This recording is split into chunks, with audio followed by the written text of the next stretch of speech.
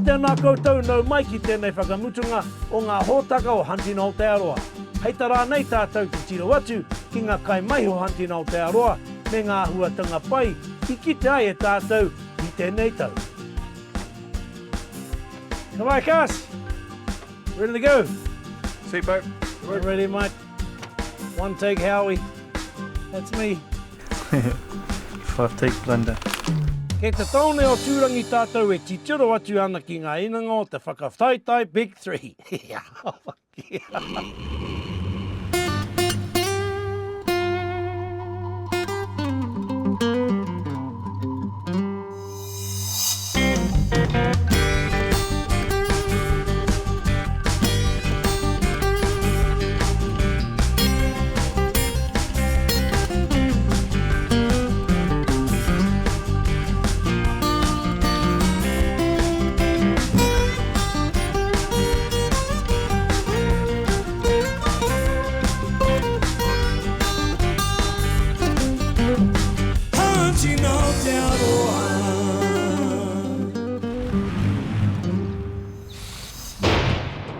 Kei te whakarite wātaka te kai taunga whakaahua ringa tohu a Richard Curtis, raua ko te kai whakaputa tōna tuakana a Piripi Curtis. I'm not too sure. What started Hunting Aotearoa was I wanted to film a series I was really passionate about, and hunting was one of my passions. And it was probably 20 years ago when I started hunting in exactly the same time that I started filming, and one of my first things I had to make as a student was a short documentary. So I went out with my brother, who's co-producing with me, and we went out with his mates and filmed a deer hunt.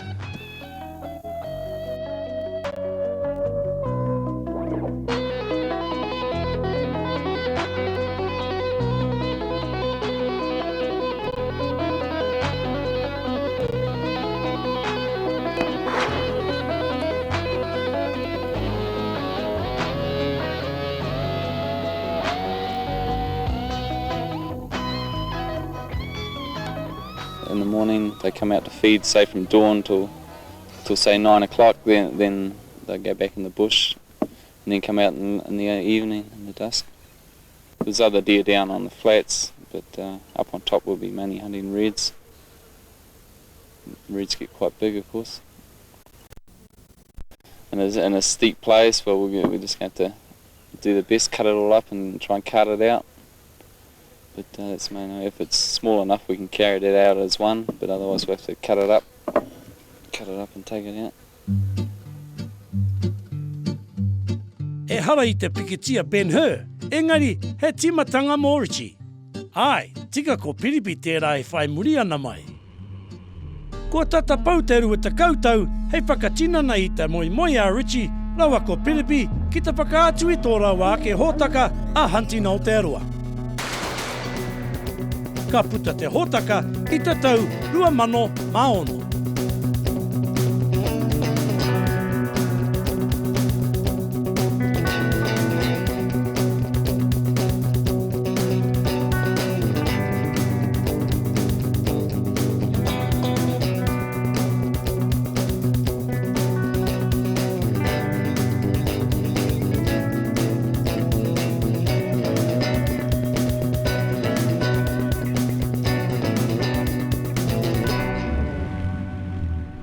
I think it's been a long time waiting for a hunting series to turn up on a television network in New Zealand. There's a lot of fishing shows, been looking after the fishermen for years, but nothing's really catered for the hunters. There's little bits on every now and then on different shows, but nothing dedicated to hunters. And yeah, we get a lot of remarks from hunters from all around New Zealand, not just Māori, Pākehā too, even though it's on Māori channel. Most of the hunters are watching it, and you know they're enjoying it, so it's got to be a good thing. Kia hai i timata māwaka taku teina tēnei momo hōtaka. I ngā wā kua pahuri ake i whakangau māwaka taku teina ki ngā kararehe o te whenua nei. Koinei te tēno kaupapa i timata māua tēnei hōtaka Hunting Aotearoa. He ngākau nui māua ki tēnei momo mahi. Whānau kua tāmai au ki te rohe tūturu. Ngai, fuck! Ki aku nei whakaaro, kua piki tēnei hōtaka tuatoru. I te mea, kua uru mātou etahi wāhanga I roto I te hōtaka. Hei whakamārama atu ki ngā kaimātaketaki, he ha ka whai ake. He waiata hau kei roto, engari ko te mea nui, tēnei wā, ka haere Hunting Aotearoa ki tā wāhi. Tērā te mea tino piki ake I wera atu hōtaka o tēnei mahi whakangau. I haere mātou ki Ahitereiria I tēnei hōtaka. Whakangau ai ki te taha o ngā Māori kei reira, ki te whakangau ki te taha o ngā tangata whenua kei reira hoki. He kai mahi wahine hoki tō mātou. Kei a jau rawa kua heiri, te mana whakahaere o te tari. I've got a go, mate. Ha, me huri tātou ki te whetu o te hōtaka. Ko waira.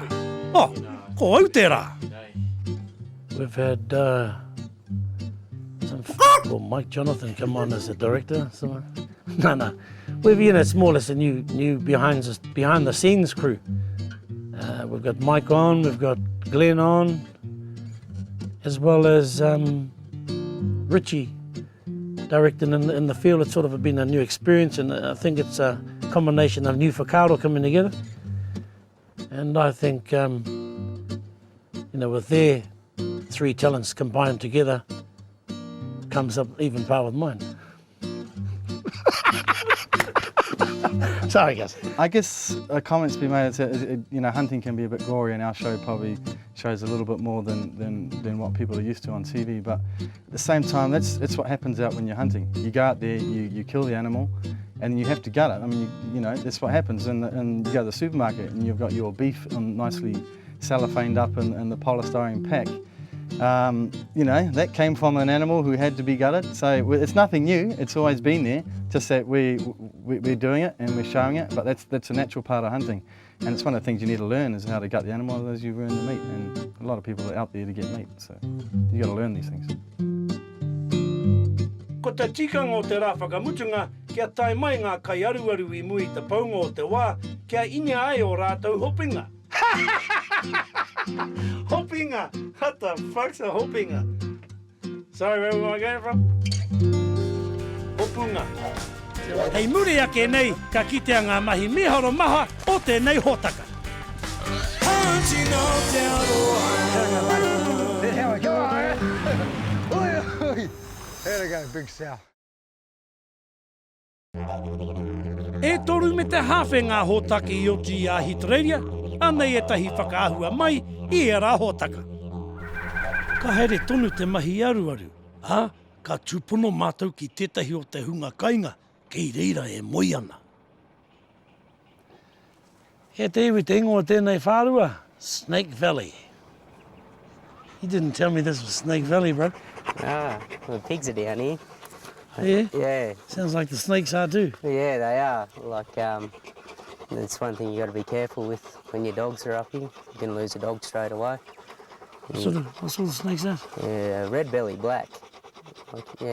Poisonous? Yeah, very poisonous. You don't really want to be playing with him. I mean, if I stood on that, and you got through these chaps and under your skin, how long would I have? Would get you to hospital, but you'd be feeling pretty sick. Well, yeah.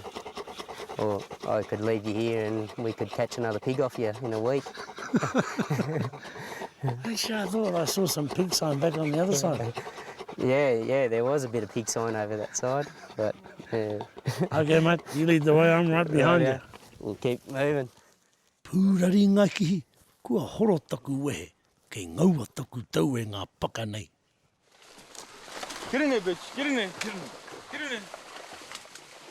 Ka tere mau anō ngā kuri I te hungi ka whai atu ki tēnei repo. Tā kene he nekehi kei roto rā.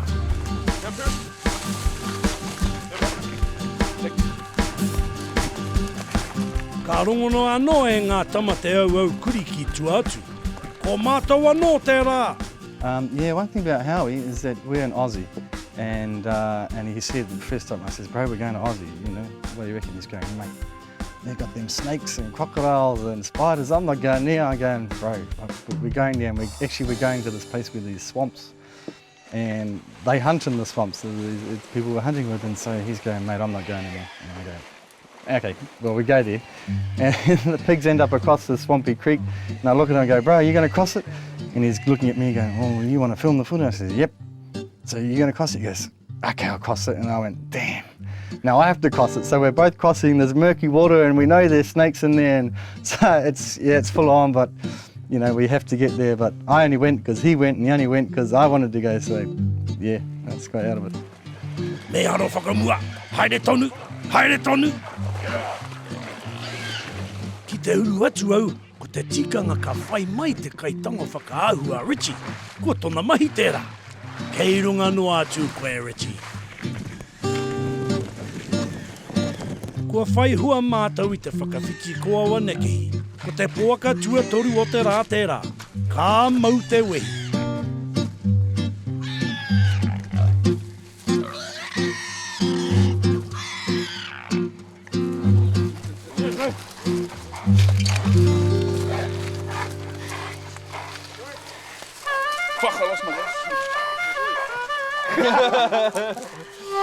Good morning, Al.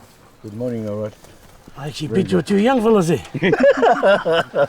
Well, that's what they're there for, mate. You know, I just sit there and just wait until the things happen and let them go. Are they good eating size too, eh? Yeah, oh, this morning we did well.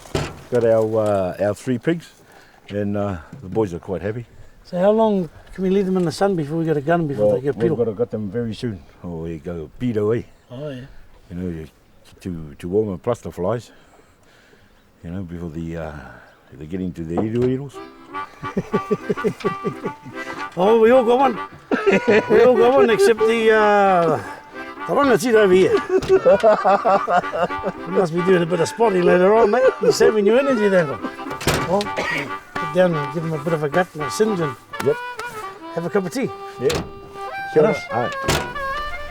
Hoki mai anō ki Aotearoa me te aruaru tahi a te whānau Anderson. Ko te kaha o te whanaungatanga I wainga I a rātou tētahi mea e maharati ana e au, tēnā, mā taki mai. Hea mea nui, kia manawa nui te kai aruaru. Engari ko te mea nunui, kia tautiaki I a tātou tamariki, I a tātou anō hoki. We're on, Gus. We're on. Tell their pennies over to come up. Yeah, all good, Cuz, all good. We're on our way. We'll just mount up.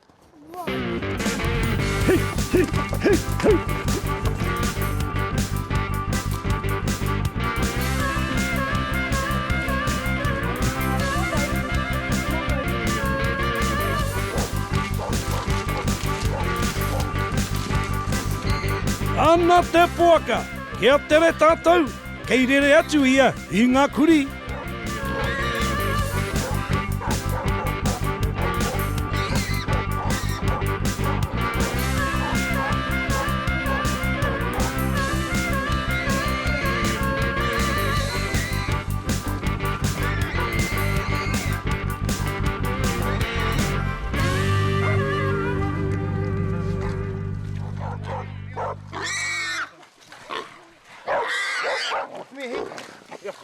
He tikanga anō, kia tuku ki ngā tamate mahi wero puaka. Mā te pēnei, ka ako ngā tamaiti ki tēnei āhuatanga mahi, kai mā rātou, mā tō rātou whānau hoki. Ka riro mā tēnā o ngā tamaniki Aonawa, engari kei a hemara, teina nā kū, te mana I tēnei rā. Mā taki ana ngā karua ngā tamariki ki enei akoranga, tuaki, pīkau, rakuraku, hunu, kai anō hoki. Mud fat. Yeah, but what they eat on mostly around here? Get away. Down there, bro. Fern. A fern. Hino. Get away, that's enough. A lot of hino around at the moment, eh?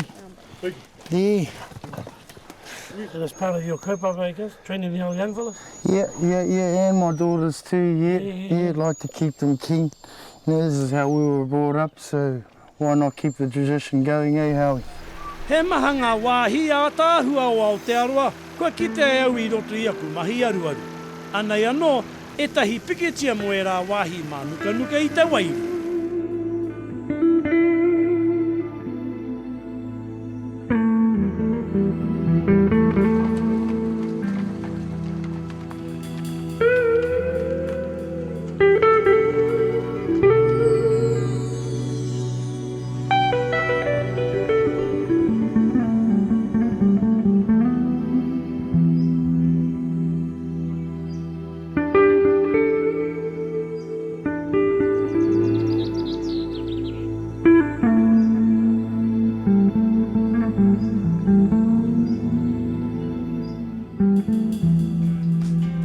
Ngā mihi ki ngā kai aruaru katoa i ta koha mai o rātou kaha i whakapau mai o rātou manaki ki runga ki a mātou o Hikoi NZ Limited. Tēnā koutou katoa. Hey, time on the road! A muri ngā whakatairanga ka hoki mai anō tātou me tahi o ngā wahanga pai o tēnei tau me ngā mahi a te hunga muri kāmera. Melanie! You little bastard. Love it, eh? Kua tūtaki tātou ki e tahi tangata hāta kehi rungi tēnei hōtaka. Ara, ko Mike Sykes anō te tahi o era hāta kehi. Ka hoki ki te moutere, he piki heke hiwi tonu te mahi. Engari, nā wai rā ka hongia e ngā kuri te tiare. Te tohu tēnei, kua tātari a roatia ana e mātou.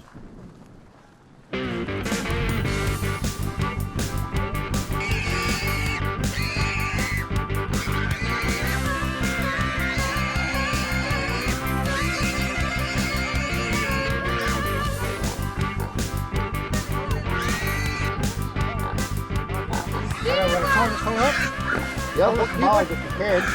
Give me that one. You got one?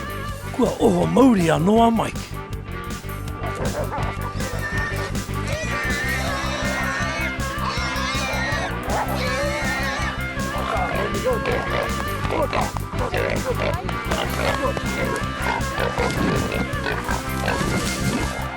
Ka pai kuri mā, kei reira hoki ngā taitama, ko ia kei a koutou. Ara anō te tahi mo te pākoro.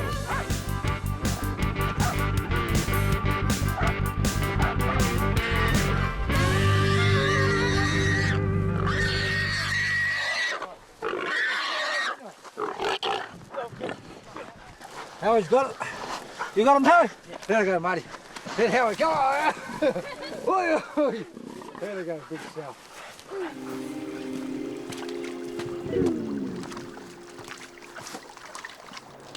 Ia mātou e heke hiwi ana, ka omo anō ngā kuri.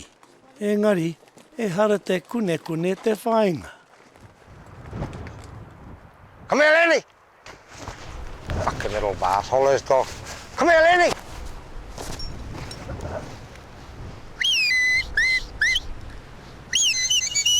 Come here, Lenny. You little bastard. What the hell's going on? Some wild cows. We had a catastrophe in Turangi. Now we're having a cow-tastrophe here. Well, gentlemen, I'm sure... I roto i tēnei hōtaka, kua waihotia tonutia te nuinga o ngā mahi a te hunga aruaru tūturu. Pēnei ngā mahi wero poaka, ngā mahi tūraki me ngā kōrero kanga aetahi. Ai, ko au hoki te tahi e kanga ana i tahi wā. Aroha mai mam. Aue, tēnā mā taki mai. E te whānau kua tāma au ki te rohe tūturu a ngai. Bastard.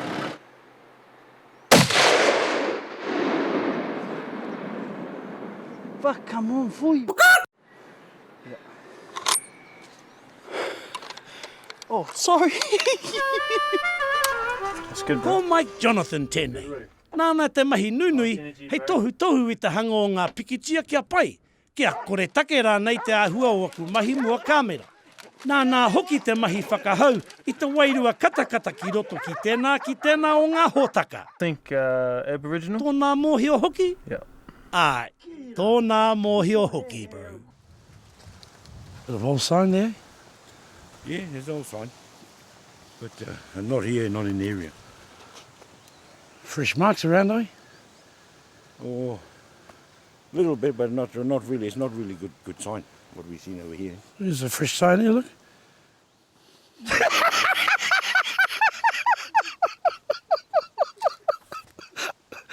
Ko Roger Cunningham tētahi tangata kore take anō. Oh, aroha mai, mōhio, tangata mōhio anō. Autai a Roger I roto I ngā mahi whakapaipai puoro. Nā ngā waiata me ngā mahi hopu, whakatika puhoro me ngā hōtaka katoa. That's what we're after. Not only a bloody chef there, mate. Not only a chef, eh, bro. Dedicated hunter. Dedicated legal hunter. Howie's, I gotta say, he's a real deal. He's the first one who'll carry the pig or the deer, and you know he's a big fella, but he's carrying some big deer sometimes. And I look up to him and go, mate, we're going up these, you know, steep hills, and you know I've just got a camera and it's the light, but he grunts it out. So you know, a bit of respect to the brother. And one thing, he's got a good eye too. He's even I give him stick for it and say, mate, I could have got that shot, but he's got a keen eye, and no, he's the real deal. Is that what he said? My cousin said that about me. Mr. Richie Panzer V8 Elephant Curtis said that about me? I do not think so. One thing I'd like to say about my cousin is how he makes me look fat on national TV. Fat? I don't think so. Just check out these ads, will you? Good. Pehea te mahi a te tōhunga.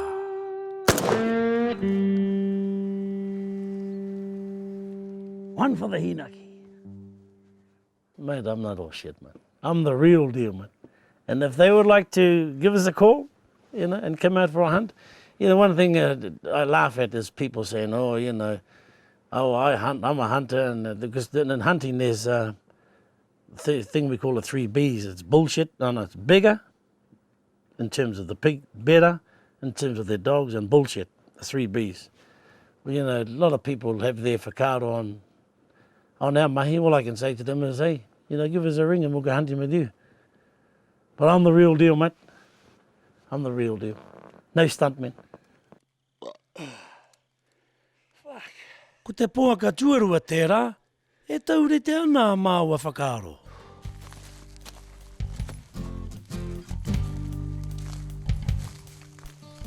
Ka hipa te rua miniti, kua hoha katoa au ki ngā rango.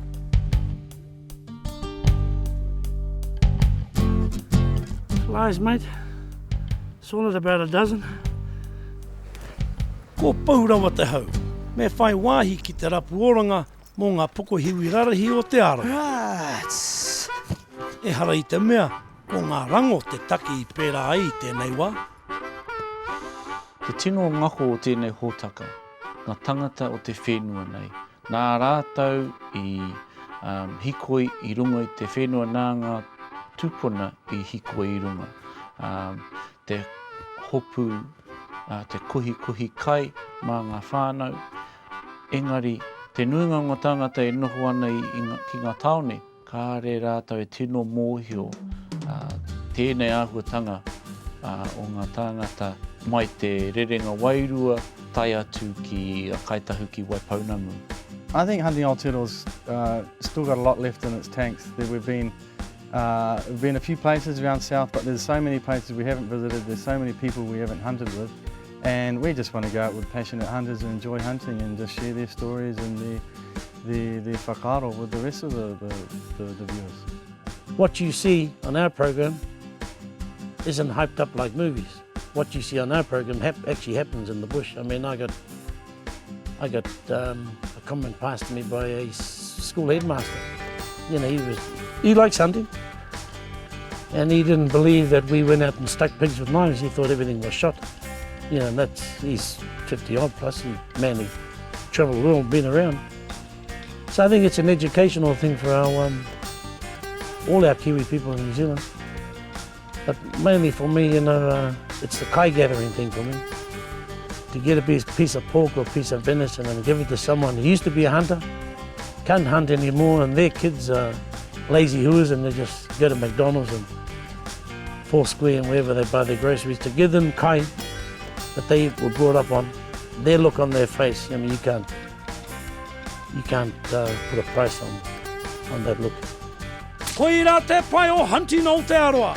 Koi nei anake te hōtaka aru tūturu o te ao katoa, he mea whakehihita rā. Me whakaatu atu, te wairoanga i tātou e mahi aru ana, i rungi tamata, o tēnei whenua, a tāhua. What a wonderful world, oh, Jen.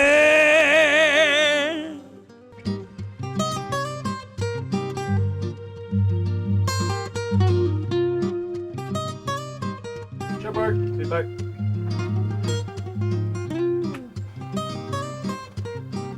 You're cracking up. You're cracking up. You don't do like that. Can you stand over that side? Then I'm not so okay. It's great putting off, when there's a camera in your face. Well, it's different. I'm on the other side.